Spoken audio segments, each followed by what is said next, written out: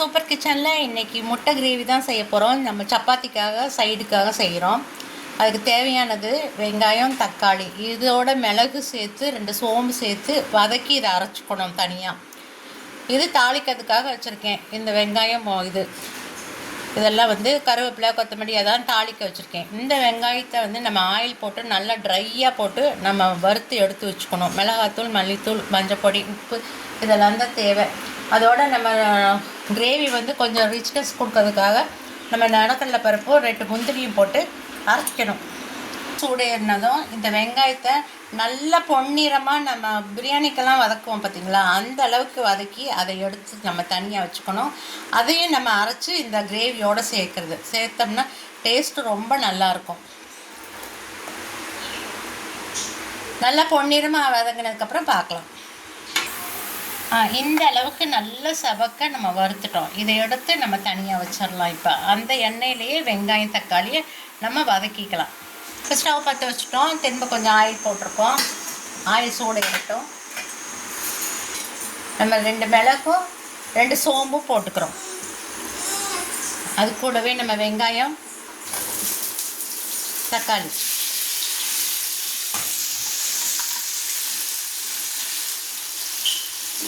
லைட்டாக உப்பு சேர்த்துக்கலாம். உப்பு போட்டு நல்லா நம்ம வதக்கிக்கலாம். நம்ம இதை நல்லா மிக்சியில் ஆற வச்சு நல்லா அரைச்சிக்கலாம். பேஸ்ட்டாக அரைச்சிக்கலாம். நல்லா நைஸ் பேஸ்ட்டாக அரைச்சிக்கலாம். வதங்கட்டும், பார்க்கலாம்.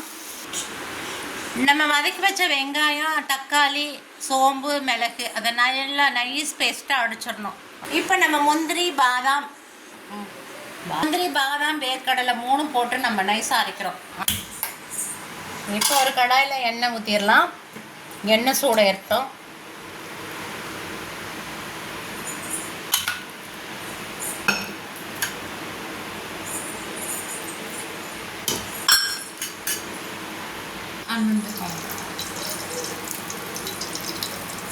சூடேறிச்சு. நம்ம ஒரு சின்ன பிரியாணி இலை, 2 பட்டை, 2 கிராம்பு, 1 ஏலக்காய் இது போட்டிருக்கோம். கொஞ்சமாக சோம்பு போட்டிருக்கோம். இதெல்லாம் கொஞ்சம் செவந்துக்கட்டும்.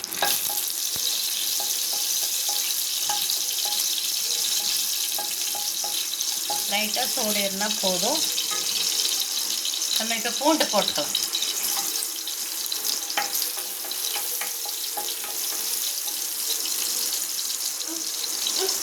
என்ன நேரத்தில்டா ஒன்று பித்து போட்டேன் விட சும்மா நோண்டிக்கிட்டே இருக்கவங்கள போட்டு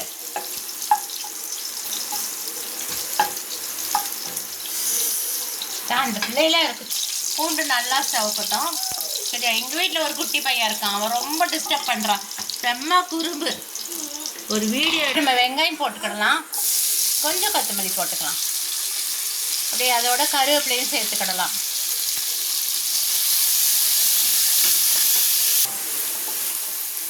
வெங்காயம் லைட்டாக சவக்கட்டும். அதுக்கப்புறம் நம்ம அந்த அரைச்சி வச்ச மசாலா நம்ம சேர்த்துக்கலாம்.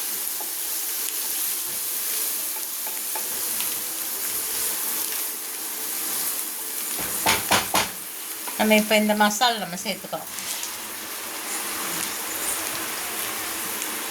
நம்ம பச்சையாக கூட அரைச்சி ஊற்றலாம். ஆனால் பச்சையாக நீங்கள் அரைச்சி ஊற்றுனீங்கன்னா வதக்கிறதுக்கு ரொம்ப லேட் ஆகும்.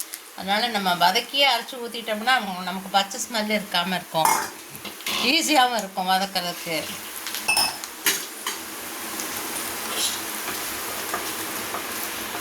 நல்லா வதங்கட்டும். கொஞ்சம் நேரத்துக்கு ஒரு 5 நிமிஷம் வதங்கட்டும். நம்ம இதில் இப்போ மஞ்சத்தூள் மட்டும் சேர்த்து, இல்லை கொஞ்சம் மஞ்சத்தூள் மட்டும், ஒரு 1/4 ஸ்பூன் மஞ்சப்பொடி. நம்ம வெங்காயம், தக்காளி வதக்கும் போதே கொஞ்சம் உப்பு சேர்த்துருக்கோம். அதனால் உப்பு மட்டும் பார்த்து சேர்த்துக்கோங்க எப்போவுமே. இப்போ நம்ம மிளகாத்தூள் சேர்த்துக்கலாம்.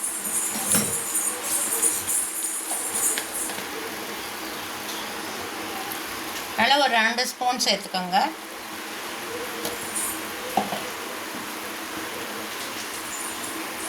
ரெண்டு தூள் மல்லித்தூள் சேர்த்துக்கோங்க.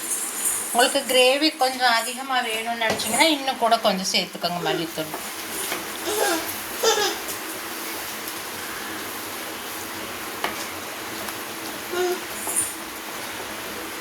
பச்சை வாசனை போகிற அளவுக்கு மிளகாத்தூள், மல்லித்தூள், மஞ்சள் பொடியெல்லாம் நம்ம வதக்கிட்டோம்.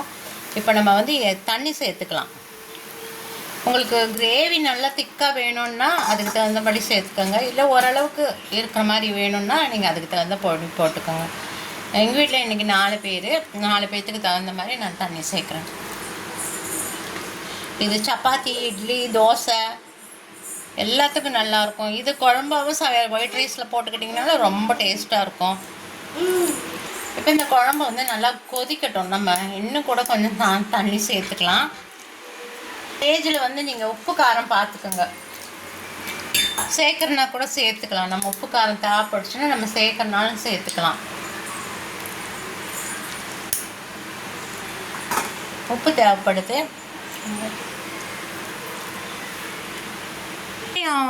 வறுத்து வச்சுருந்தோம் இல்லைங்களா, அந்த வெங்காயத்தை வந்து நம்ம மிக்சியில் பொடி பண்ணி போட்டாலும் போட்டுக்கலாம். பொடி பண்ணி போட்டிங்கன்னா கிரேவி வந்து திக்னஸ் கொடுக்கும். அப்படியே தூணிங்கன்னா திக்னஸ் கொடுக்காது. நான் இன்றைக்கி இதை மிக்சியில் போட்டு அடித்து தான் நான் போட போகிறேன். கொதிக்கும் போதே நம்ம இது போட்டுடலாம். நம்ம இந்த பேஸ்ட் போட்டுடலாம். முந்திரி, பாதாம், வேர்க்கடலை 3 சேர்த்து நான் அரைச்சிருக்கேன். எதுக்காக அப்படின்னா இந்த கிரேவிக்கு கொஞ்சம் ரிச்னஸ் கொடுக்கறதுக்காகவும் போட்டிருந்தோம் அப்படின்னா நம்மளோட கிரேவி கொஞ்சம் ரிச்னஸ் கொடுக்கும். நல்ல டேஸ்ட் நல்லாயிருக்கும். கொஞ்சம் திக்காகிடும். நம்ம கிரேவி வந்து டைட்டாக திக்காகிடும். நல்லா கெட்டியாக வச்சிங்கன்னா இது ரொம்ப நல்லாயிருக்கும் டேஸ்ட்டு. நல்லா 3-4 பேர் இருக்கும்போது கொஞ்சம் பத்தாது இல்லையா, அதனால கொஞ்சம் லிக்விடாக வச்சுருக்கேன்.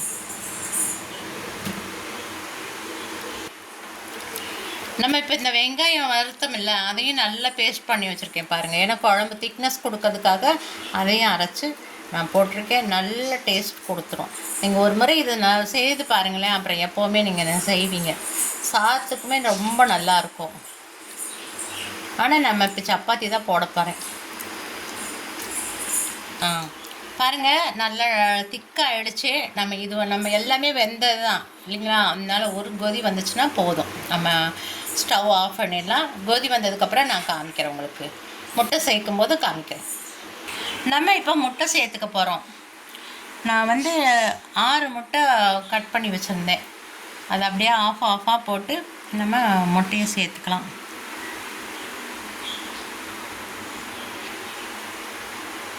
அப்படியே லைட்டாக கொஞ்சம் கொத்தமல்லி போட்டுக்கலாம். கொத்தமல்லி போட்டு ஒரு 2 நிமிஷம் அந்த கொத்தமல்லியோட பச்சை வாசனை போனால் போதும். நீங்கள் செய்யும்போது நல்லா திக்காக செய்யுங்க குழம்பு. ரொம்ப டேஸ்ட் நல்லாயிருக்கும்.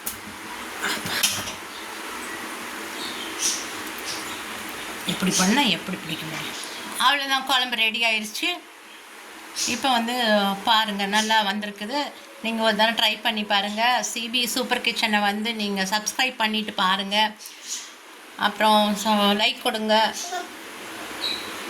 அப்புறம் என்ன சொல்ல, மெசேஜ் பண்ணுங்கள். அவ்வளோதான். தேங்க்யூ.